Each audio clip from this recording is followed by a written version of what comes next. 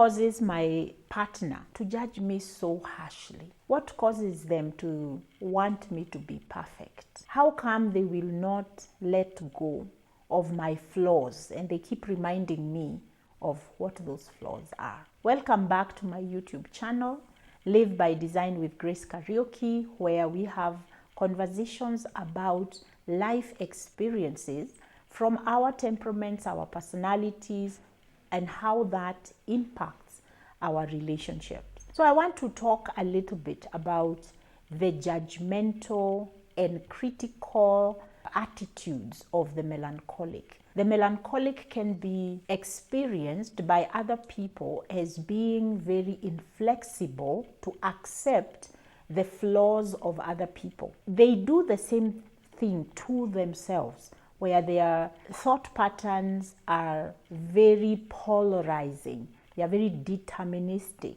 They are very black and white. There is a right and a wrong way to do things. The melancholic mind finds it very difficult to get into the gray.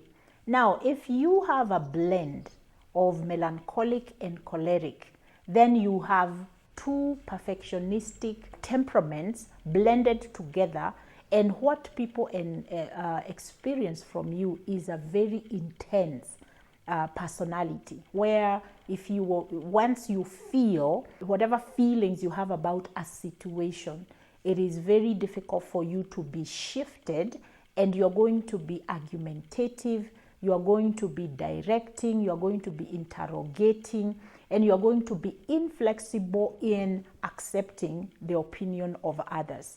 Now, the choleric is a very goal-directed and very black and white in terms of this is the goal. It has to be met the way I want it met, and nobody can change my mind. So the choleric part will be driving to the goal. The melancholic, on the other hand, is saying this is the goal and this is the way to get there, no matter what. We cannot depart from the way that we are supposed to get there. So this combination of temperaments can bring about a very stubborn and a very stoic kind of a person, where they are not willing to accept divergent thoughts, divergent opinions, and yet at the same time they are very caring.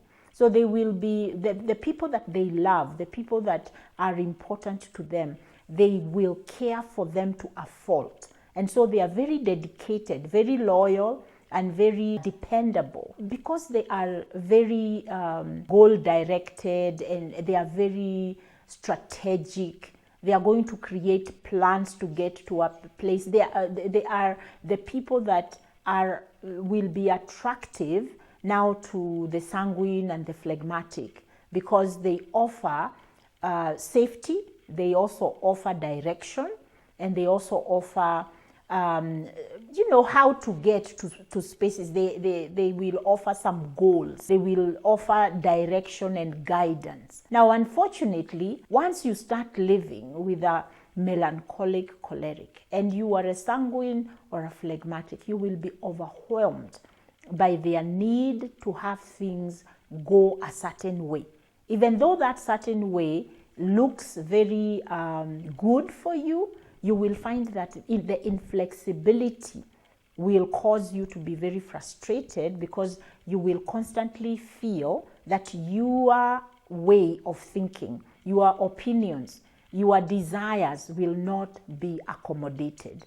And this is very important to be aware, because by the time the choleric melancholic or the melancholic choleric combination and the blend of sanguine and phlegmatic, by the time they are living together 5 years, they will be very, very tired, because the choleric melancholic will be pointing out the things that are not acceptable, the flaws of the sanguine phlegmatic. And these are going to include things like not thinking too deeply about things, not holding on to things, letting go of things, moving past things very quickly. But also the sanguine and phlegmatic, their goals are for harmony and connection in relationships, while the choleric melancholic is about doing things right, not necessarily being concerned about how people feel.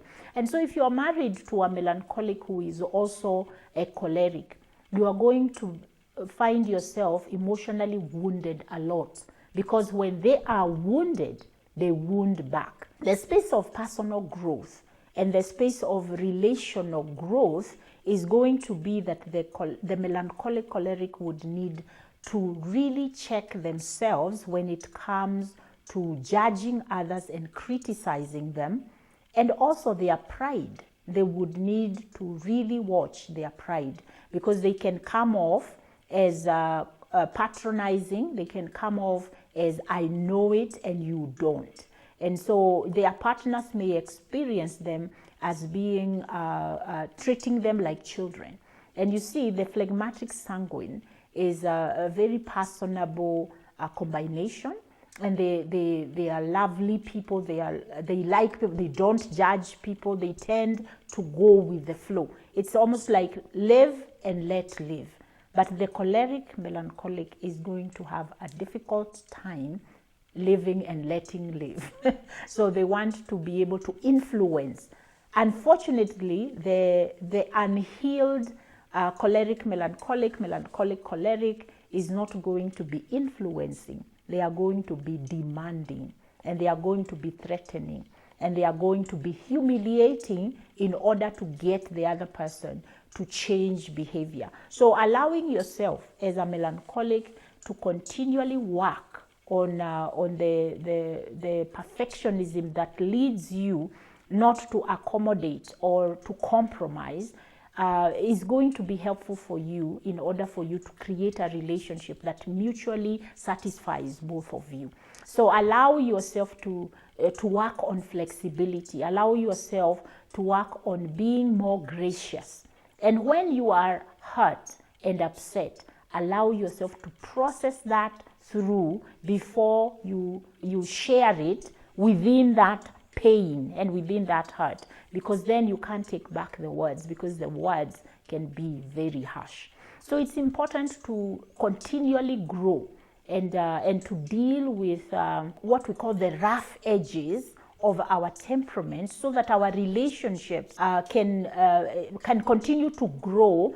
Every time we have a conflict and it goes south, we need to learn how to move away from that south. So I don't do that again. I am able to continually grow as my partner continually tells me what is happening. And that goes for all temperaments, where emotional intelligence, where we are self-aware, but we are also aware of how people experience us, so that we can regulate ourselves and we can practice self-control. We can practice our own soothing, so that we are not using our relationship as a punching bag, because then the relationship can't survive. So I hope this is helpful, and I pray that you continue to grow in who you are, but also how other people experiencing you. So be more empathetic, compassionate, and kind by looking at how I am and how people experience me.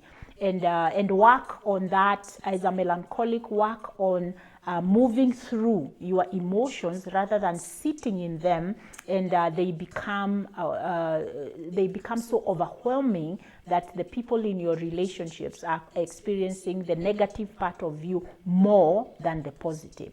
So until we talk again next time, feel free to reach out to me, and meanwhile, I wish you a life that is lived by design.